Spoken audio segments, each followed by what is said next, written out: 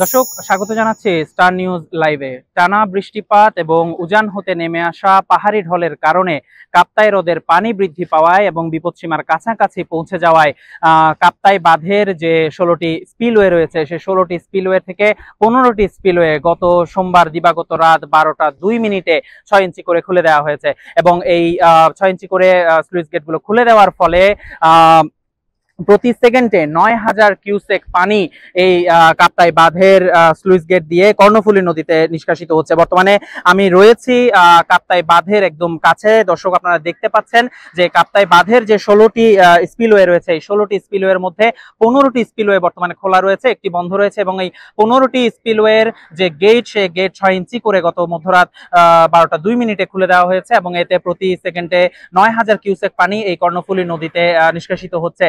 পাশাপাশি আরেকটি ব্যাপার জানিয়ে রাখতে চাই যে কাপ্তাই বিদ্যুৎ জলবিদ্যুৎ কেন্দ্রের যে 5টি বিদ্যুৎ উৎপাদনের জন্য যে 5টি ইউনিট রয়েছে সে 5টি ইউনিট বর্তমানে সম্পূর্ণরূপে সচল রয়েছে এবং এই বিদ্যুৎ উৎপাদন করতে গিয়ে প্রতি সেকেন্ডে 32,000 কিউসেক পানি নির্গত হচ্ছে।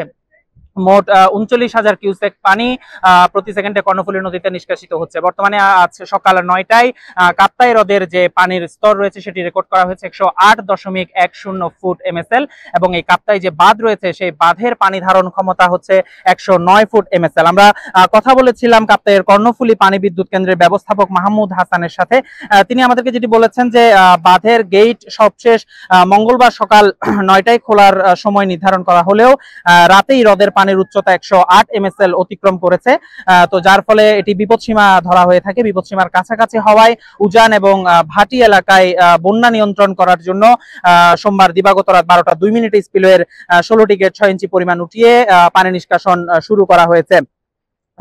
পানি ছাড়ার কারণে আসলে ভাটি এলাকা প্লাবিত হওয়ার কোনো আশঙ্কা নেই বলে তিনি আমাদেরকে জানিয়েছেন। তিনি আরো বলছিলেন যে বর্তমানে যে হ্রদের ইনফ্লো ও বৃষ্টিপাত রয়েছে সেটি আসলে তারা নিবিড়ভাবে পর্যবেক্ষণ করছেন।